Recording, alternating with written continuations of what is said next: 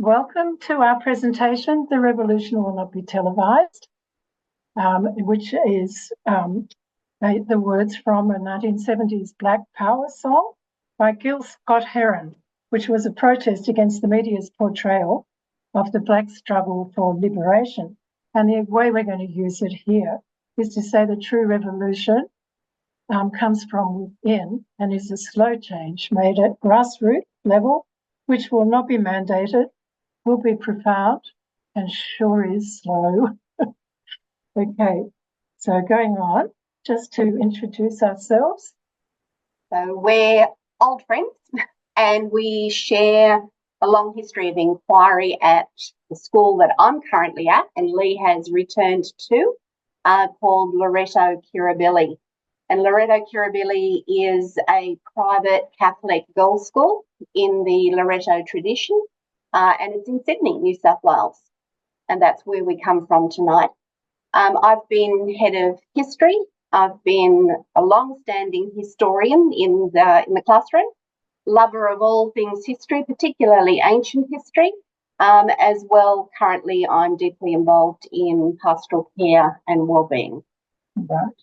And I was head of library at the school at Loreto Kirribilli from 2003 to 2013. And since then, I've been an academic in the School of Information Communication Studies, Charles Sturt University. I'm editor of Access, which is our national journal for teacher librarians. And I also work in the afternoons at school, as Jo said, looking after the Year 12 girls. And so she and I still collaborate on inquiry learning. Sometimes we make each other laugh a lot, so don't do it tonight, okay? Sometimes the students there call me their fairy godmother as I provide feedback to them on their inquiries. I bet I'm probably a little bit more like the fairy grandmother. Yeah, anyway, we go. Okay.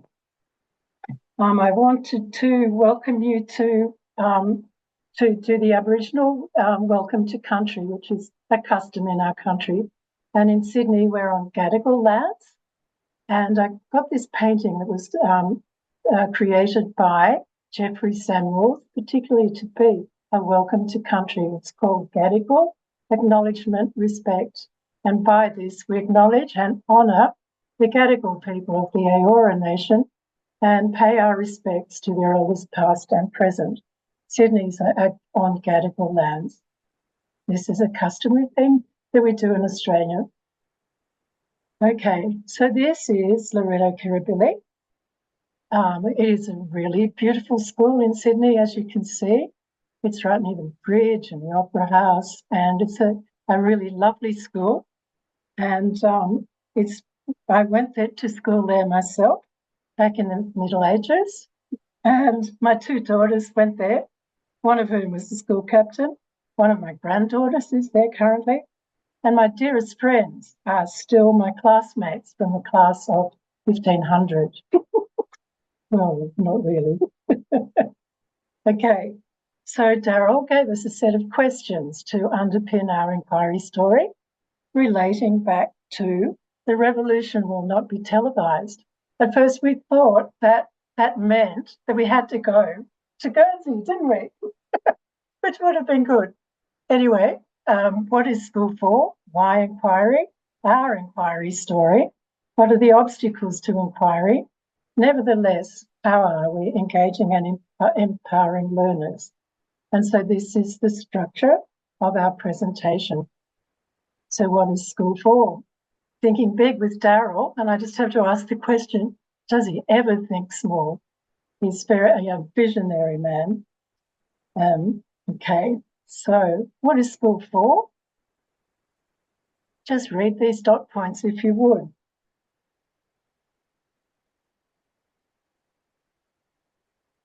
They do sum up the higher moral purpose of schooling, and they really are the essence of Daryl's beliefs about the purposes of school, the need for inquiry, and the need for collaboration between teachers and the library. So that's what school's for. I've got on the screen there the whole learner report, which has just come out in Sydney. It's the third report put out by Learning Creates Australia, an organisation in conjunction with the University of Western Sydney's Young and Resilient Research Centre. And they're doing some really interesting research there. And I do hope to take this whole learner report and get it peer reviewed for the magazine. It'd be really good. So what they've found out is that the ATAR, the Australian Tertiary Entrance Ranking, is not used by more than 75% of our young people. This is the rank that our students get at the end of schooling.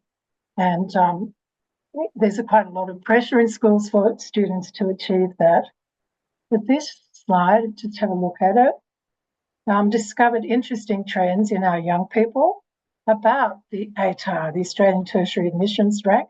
And this is a system which has little time, opportunity, or understanding of inquiry learning. Most interesting, I think, is the fact that out of 300,000 students that present for the HSC Higher School Certificate every year, or last year that when they did this research, only 74,000 actually use the ATAR to get into university. So it's also interesting that half of university offers in New South Wales, in Australia actually, are made before the ATAR results are released. So moving on to the next dot point. Yes, I'm speaking. Why inquiry? So these are the understandings that you see on the screen of inquiry and inquiry learning arising from Darryl and from Barbara Stripling, and I guess from all of us who've been involved in inquiry for a long time. They're very important because there's the definition of the fundamental nature of inquiry as wonder and puzzlement, and there's the fundamental nature of inquiry learning. It is whole school pedagogy aligned to an inquiry learning model. This is a really rare state of affairs in Australian schools, except for those schools who operate the International Baccalaureate, in which inquiry as a curriculum stance pervades all programs. So that's inquiry. Why does it matter? Inquiry is pervasive in the Australian curriculum, but ways to teach it are really not. Teachers are not taught how to teach inquiry. We are all surrounded by total noise, the total noise that Wallace referred to in 2007, total noise of crazy information going on, especially now, after Trump, and the tsunami of available fact, context, and perspective. Artificial intelligence has enhanced the use of cheating, while possibly, definitely making overview understanding of a topic easier. How can we include the positives of AI? And many people are working on that currently. I think there are fundamental misgivings amongst teachers who may be forced to do quite a lot of transmissive teaching. They may think to themselves, but we can't force our students to learn. They really only learn from curiosity. And here, at least in Australia, possibly everywhere, there's a prevalence of assessment that depends on rote learning. And I ask the question, how can this possibly prepare students for the world of work ahead of them? It can't, obviously. There's an urgent global challenge going on at present, and the Australian Council for Educational Research strategic plan notes the following urgent global education challenge. Curricular and assessment processes continue to be heavily skewed towards transmissive teaching, passive reproductive learning. In the curricula of many countries, the memorisation of facts and routines, although important, takes overwhelming precedence, leaving limited time and space for the development of deeper conceptual understandings, critical and creative thinking, skills in applying knowledge, the skills, obviously, of inquiry learning. But ACER, Council for Educational Research, notes that in almost all countries, there's now a high level of interest in providing learners with a broader range of competencies and attributes as well as improved levels of personal wellbeing to better equip them, every learner, for the future. So, there is a need, there's a really great need for inquiry learning. And moving on to inquiry learning models, the ones that underpin the pedagogy of a whole school, or can underpin the pedagogy of a whole school. So there are some examples there: Stripling model of inquiry, FOSIL, of course, the Alberta model, and guided inquiry design. The number of true inquiry learning models is really small because they're wider in their meaning than an information literacy or information skills models. They're characterised by being part of this whole school pedagogical approach. Okay, so that's why we need them all, and let us have them. I wanted to bring your attention to two interesting studies from Lucy Santos Green's team at the University of South Carolina, in conjunction with guided inquiry design. So the two studies I've kind of summarised their main findings, but if you want to look in the bibliography that I've got at the end of this PowerPoint, you can go look at the studies. The salient points for this presentation are: research shows that students doing inquiry with teachers and without help of teacher librarian or the library score lower in learning gains.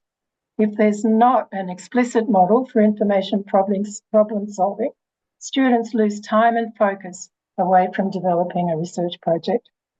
Students supervised by a TL, as we call our teacher librarians, are described as teachers as inquisitive, imaginative, motivated to solve real problems that can help real people. And most importantly, the finding in the image you see there, unless collaboration between teacher librarians and teachers uses an inquiry learning model, the benefits of collaboration are nil. So I think these findings are really relevant to the use of an inquiry learning model. Just going on to collaboration in Australia.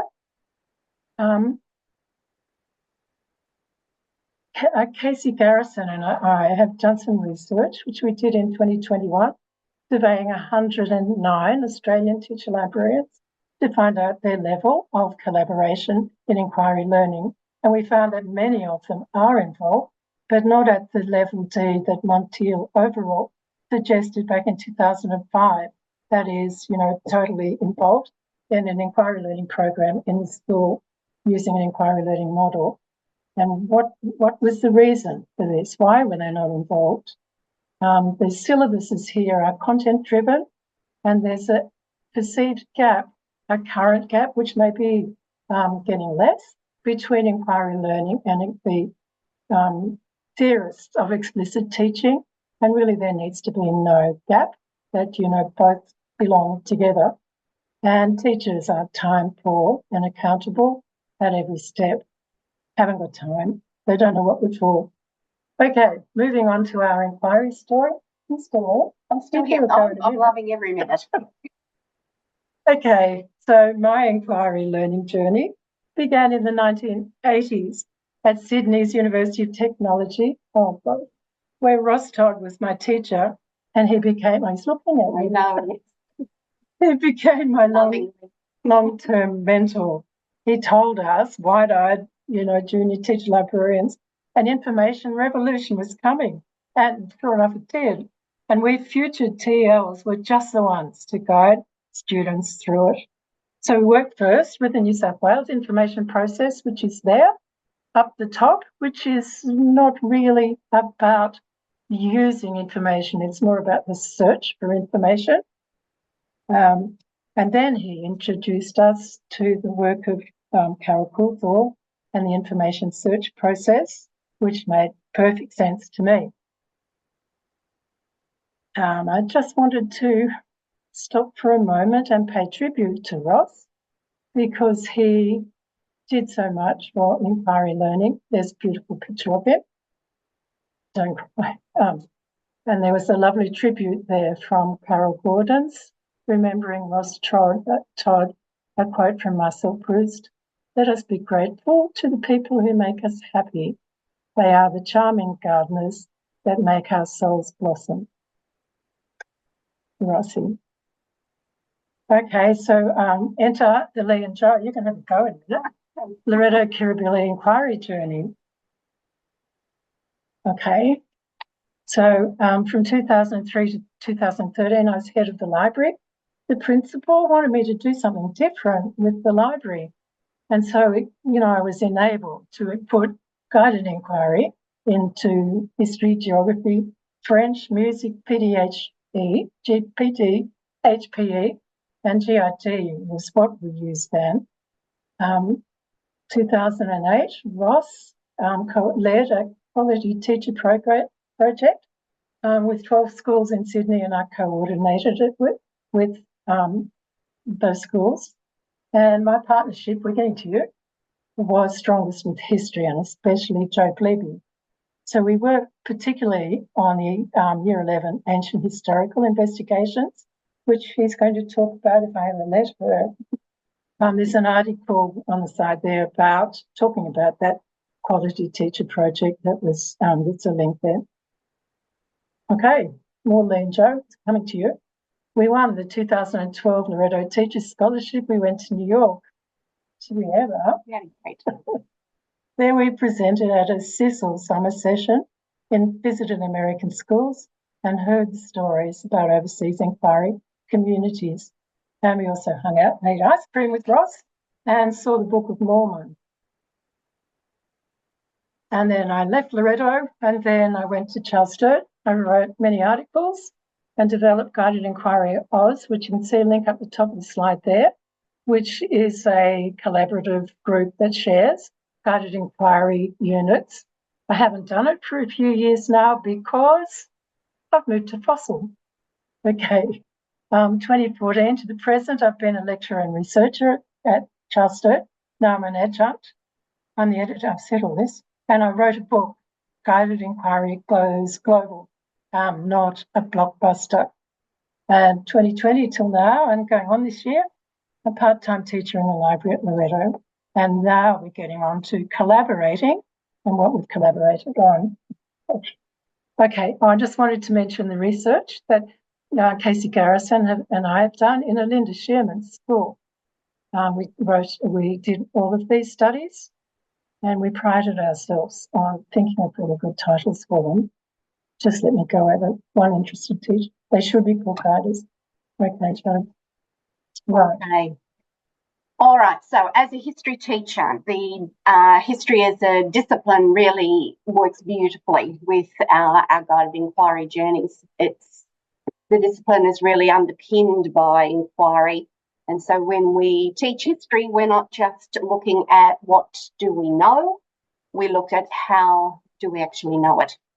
And so Lee and I have engaged in a number of collaborative GI projects at Loreto Kirribilli, or LK.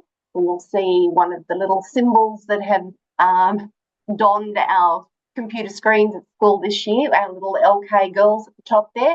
And Verity is the virtue that underpins this year, so our search for truth. So these are just two examples of collaborative projects that we have shaped. I'm not going to talk too much about those today. I'm going to talk more about the ancient senior one a bit later. But I just wanted you to see that we incorporated GI, the guided inquiry design, in Year 7 and in Year 9. The Year 7 one we called the class an inquiry community. Mm-hmm. We broke the inquiry community, that is the class, into smaller inquiry groups, which we called them. So we were really embedding that word and getting the girls to understand the vernacular and utilising that word inquiry themselves. And then they engaged in an inquiry task.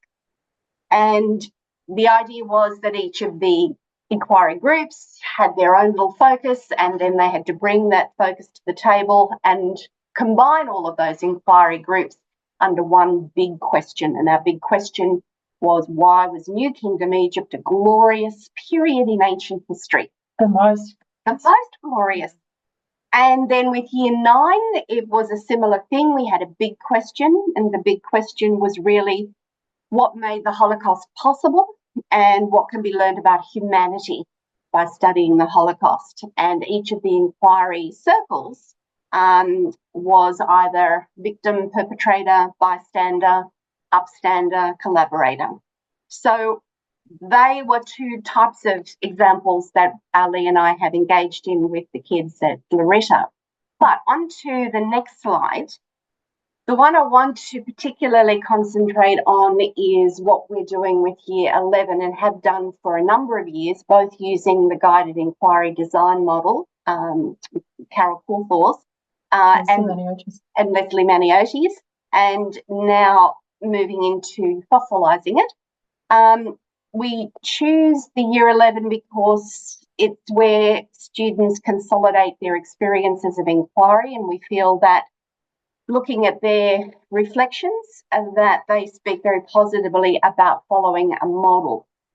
So, as I said, up till 2023, we've shaped the historical investigation using GID as the framework, and last year and this year we have used Darryl's framework and thus fossilised it. So, what do? Well, we're lucky in the Ancient History Senior syllabus. Year 11 is our second last year of high school, so our first senior year. The syllabus says that we need to engage in a historical investigation. They don't necessarily say how. So we choose to set up some models for them. So first of all, we look at questioning with the girls. So what does inquiry actually mean? And how do we learn? And so some of those dot points on the screen that you can see is some of the things that have come out of that discussion. Understanding, as we heard this morning with Diane, that it's gradual. It takes time to learn. It takes time to research. Also, reflection is needed. We need to think. We need to think about and review what we've done and set goals for what is coming up. How does learning happen? How does inquiry happen? We need to find things out for ourselves, but we need to learn out how to do that. And we need to construct knowledge and make meaning out of information. And we need to understand our own learning process. And what the girls really eventually find normalised is that inquiry process is not linear, and rather it can get very, very messy. Not only does it get messy, as Darryl's model shows, we talk about it being the non-linear nature of inquiry, circular, cyclical, and we can go backwards and forwards through various phases. And that each stage that we go through is laden with a variety of varying emotions. And so the affective domain is something that we also consider. The task that is the Year 11 historical investigation is a 6-week investigation, and it is assessed in 2 parts. We assess on the final product, but we also assess on the process. And the process is where Lee and I really shine. We do shine. As a duo. Look here. As a duo. With the process also, I assess with a higher weighting, and the girls are all very aware of that to begin with. So if I move on to the next one here, look, from time to time, right at the start, during the process, at the very end of the process, we talk about emotions, so the affective domain.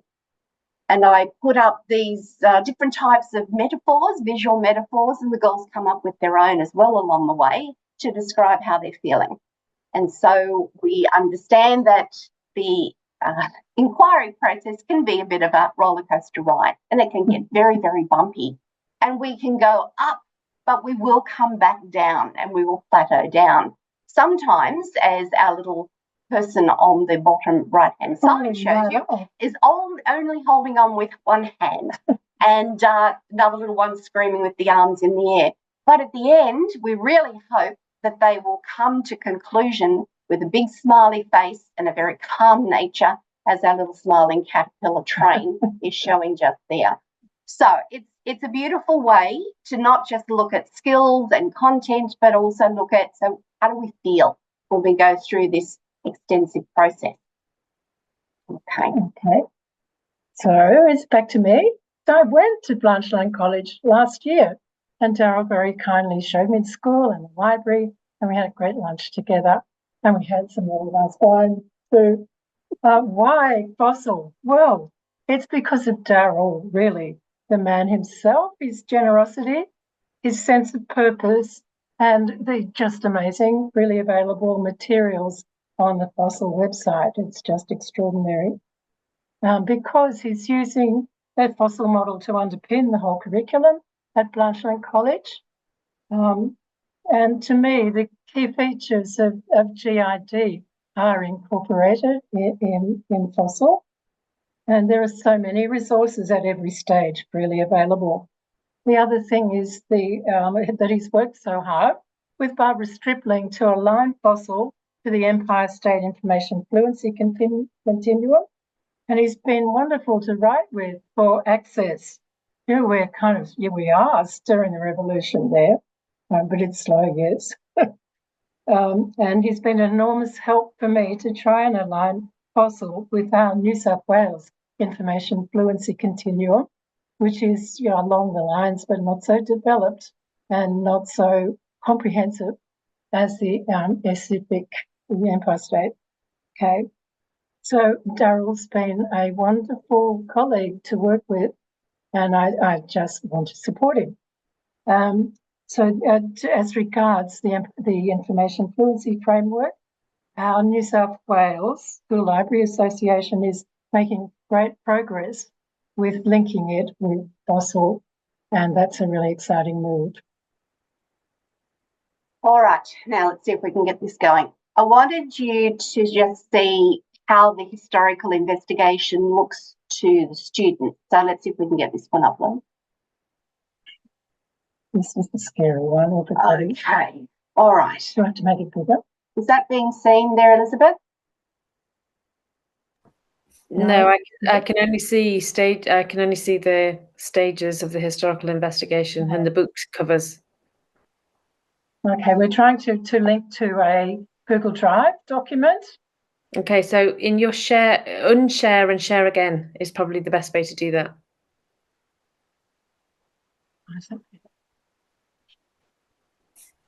Just click on it again. Or do I have to go out of Zoom to show it? No. So stop sharing your screen. Stop sharing the screen. Yeah. Yeah. Okay, so I can still see your screen. Let's have a look. I don't know which one's, how do I do it? Oh, okay. So I've stopped you sharing. There you go. You're back to me. So try sharing again with the screen that actually you want to show now. So go back to share screen. Back to share screen.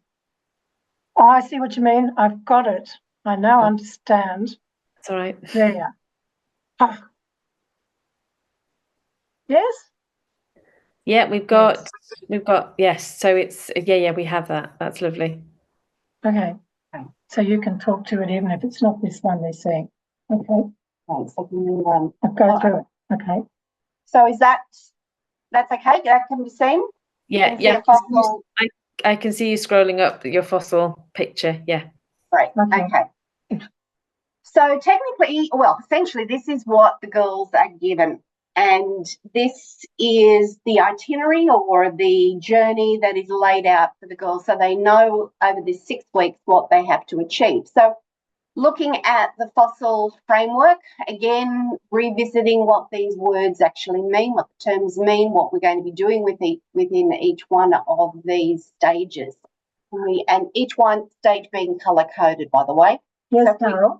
So if we go over to the first one. Yep. One example here.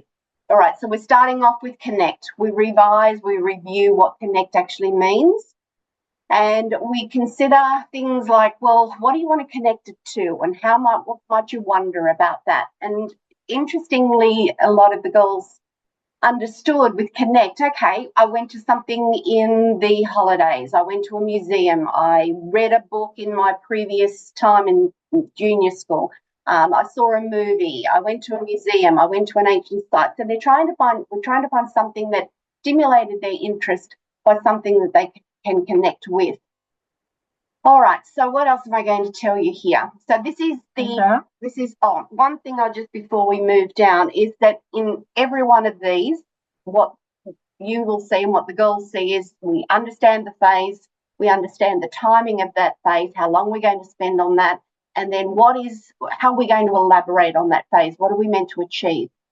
Right through each of these is a number of documents which are hyperlinked, and so these are interventions, these are scaffolds on what to achieve in that particular time frame. Some goals fly through and they don't need the scaffolds, or they personalise the scaffolds, and that's particularly fine. But the interventions, i.e. the scaffolds, are there to use as best needed. One slight deviation perhaps that we do is at the end of each week, the girls engage in a weekly reflection document. Yep. No. Okay. And the same 3 questions are asked of the girls the end of each week. That is, what did I achieve this week? What's my to-do list for next week or beyond? So setting up short and long-term goals, and what areas of concern do I have? Now, this is a Google Doc that they fill out, and they share that with both Lee and I. So Lee and I can be inside their heads, understanding how they are operating. And it's a good little reflection tool for them. Reflection is an important ingredient, and it's part of the Ignatian philosophy that underpins our school. So the girls are used to reflection. And we ourselves show the reflection because Lee and I, at the end of this whole unit, always reflect on what went well, what do we need to improve for next time, and the kids give us insight on to help us with that. The final phase, so go to the bottom. Keep going through. You'll have access to this, so you can have a look through yourself. But there are, if you go through to the last bit here. Okay. So the end, the final phases are express and reflect, and what the girls are asked to construct is a magazine essay and a captioned magazine cover. The magazine essay is based around a big question, again, something that we instill in them in the junior years. What's one big question that you want to answer, and what magazine would you like to feature this in? We give them examples of National Geographic or Kamut, which is an Egyptian magazine, Time magazine. And so the girls consider what does the magazine going to look like, and what's the question going to be asked.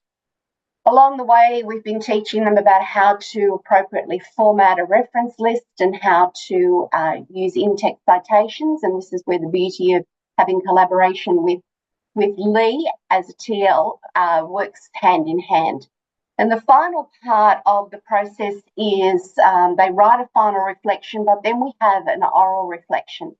And so between a 6 to 8 minute chat with Lee and I give them a series of questions, usually about 2, and for 6 to 8 minutes, they're going to talk to us about this process, this 6-week process. They're judging or evaluating their learning process. They're judging and evaluating what went well, what might I do differently next time. What we love is they speak in terms of the phases. They might say, I really enjoyed the connect phase. And then I really enjoyed wonder. Investigate became a little bit more challenging. And then I had a dip. And so they're talking the affective domain. And Daryl, you might be excited to know they're talking each of those little phases inside the circle as though they are the experts in the field. Even in the right colour. Even in the right colour, which they love and we love. So that brings it to the finality. And we love the final bit because they have become the master of their learning. Mm-hmm. And they've started with a topic area, a focus, a civilization, a personality in the ancient world about which they knew minimal. And at the end of the 6 weeks, they are talking as though they have mastered their area of interest. And that really warms the cockles of our heart. Yeah, it's amazing. I just want to jump in, ladies, and just tell you have 10 minutes. So if you... Thank you. Yep. Could you tell me how to get back to the PowerPoint, please, Elizabeth? Do we stop? Yeah, I'll stop your sharing, and then you can share it again. So share it again now. Share it again. Photo. Share. Screen 2. Share. Oh, look, it's seamless. No, perfect. Is it? Okay. So we shut this one, Joe. Shut that one. I just want to hold everything. Right. Moving onwards. Next one for you. Okay. So where's the next slide? There we go. Okay, this is for me to talk about. So it shows the assessment of this particular task and the ancient history learning outcomes that are used for the task. And we've also chosen some that fit the consumers and creators strands of the information fluency framework. So I've been trying to use the information fluency framework to say just exactly what it is the students are doing as consumers and creators as regards information handling. And so that's what that one is. What I've got here is a learn path that I created, and the teacher librarian working in the library now helped me create. It's a learn path that fits in with each stage of the FOSIL process and contains their weekly reflections and also resourcing, particularly for each stage of FOSIL, because the requirements are so different, beginning with, broad overview sources. And then as they get to what they're actually doing, then they need the really specific stuff. So that's that, these learn paths, I don't know what you call them in the UK, are very popular with teacher librarians to back up with really specific resources and scaffolding the work that's going on in the inquiry in the classroom. So that's that one.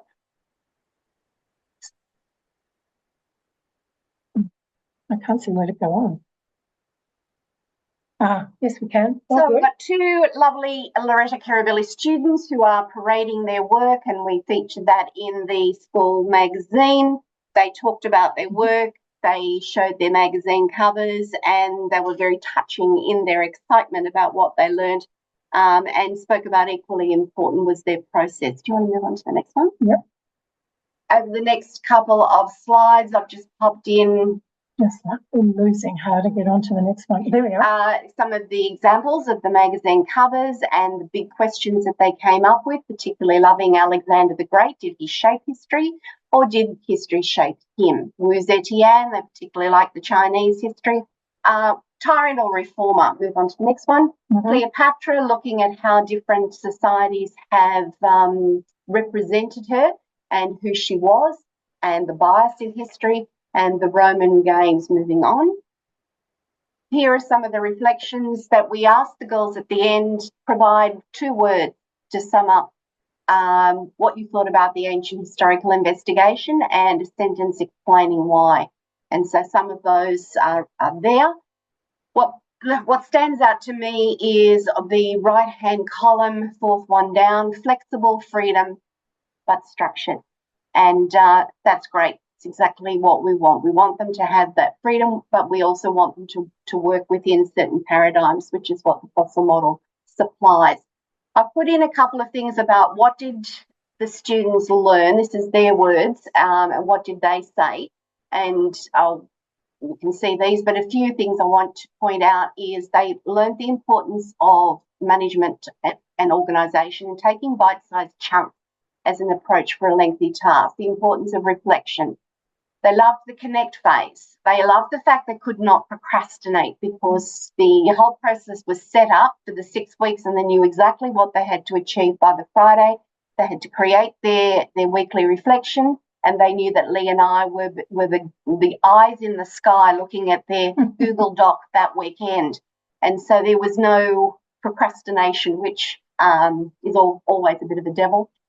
They understood that feelings of being a learner are normal, and they said the format gave them less stress. In fact, a few of them said, best I have done. So we particularly like that. And the whole thing is very skill-laden. Moving on to the next one. Some things that the students said they liked: being master of the project, power over my own learning, having a staged to-do list, feeling confident to share my work, feeling confident to help others, because we encourage collaboration within the room as well. Even though they all have different particular topic areas, we encourage them to help each other because they're all following the same process, even though product's different. Love the idea that they felt a sense of accomplishment at the end. So the caterpillar smiling roller coaster worked well. I love this one. I understood there was reason behind the stages of my doing, and I thought that was a really good one. Safe environment. And I love the fact that they feel safe with Lee and I. They sit cross-legged in the corner, they sit on the ground, they lie on the beanbags, wherever it is, but they feel safe to do so. And particularly loved at the end, let's see a few more Fitzgerald Bleby collaborative tasks. How gorgeous is that? And then, so I've got in, the next one is why. So collaboration. Why do Lee and I work together? Well, whole lot of dot points. I particularly like the last one. Lee has beautiful skills. She's an expert in her field. I feel I have great skills in my history, and I understand a lot of the ancient history discipline. Together, we optimise student learning. Together, we promote self-confidence. And I learned from Lee. I'm not sure how much she learns from me, but I certainly learned a lot of the ancient history. Yes. I learned a lot of the process and a lot of skills from Lee. And so for me, it's a win-win for me, it's a win-win for Lee, it's a win-win for the kids, and that's what we're here for. And so it just makes sense. I also liked that in that fourth dot point, having two guides on the side, the blend between self-guided approach and teacher intervention, where kids said, I was never lonely.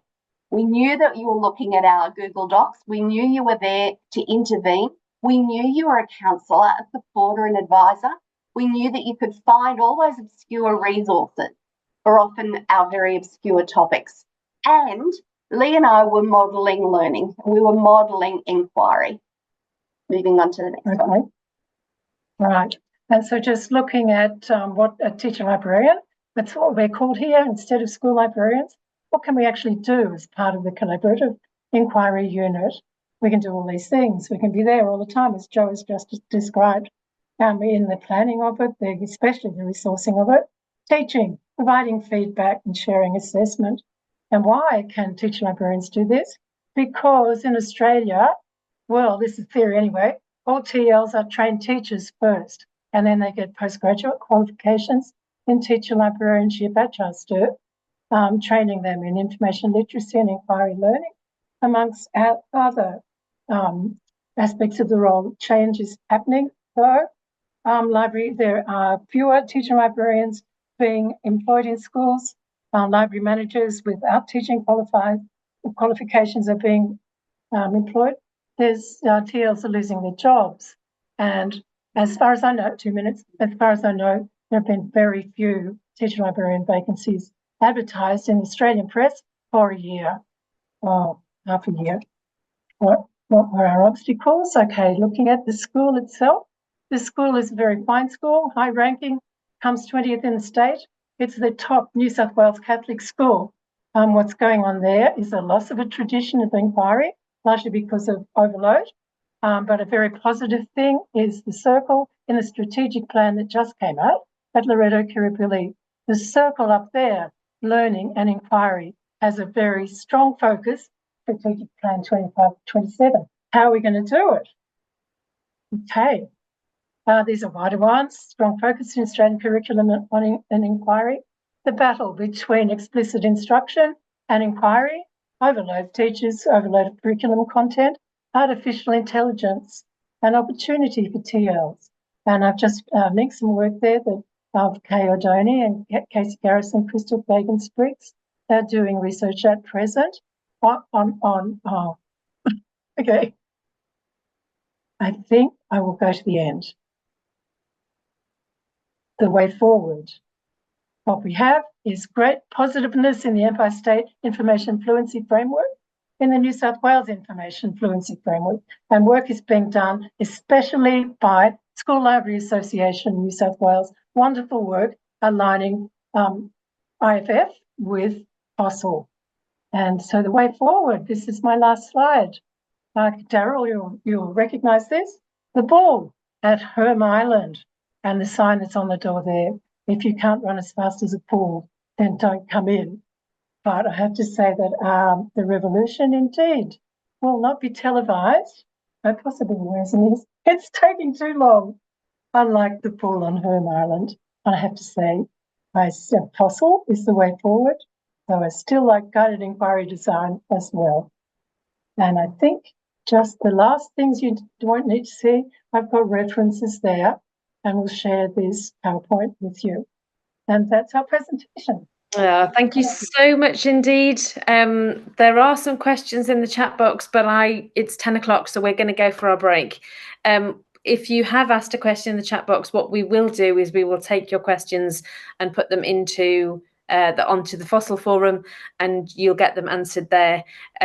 So hopefully everybody will be happy. I do think a few people have been answering questions in the chat box. So if you've got a few minutes, Lee and Joe, before you go, maybe you can just respond if you can. But thank you so much for your time this morning, this evening. It's been a real pleasure, and I do hope to meet you again soon. So I'm going to. Good luck with the rest of the conference. Thank you very much. Thank you very much. I'm going to stop the recording now.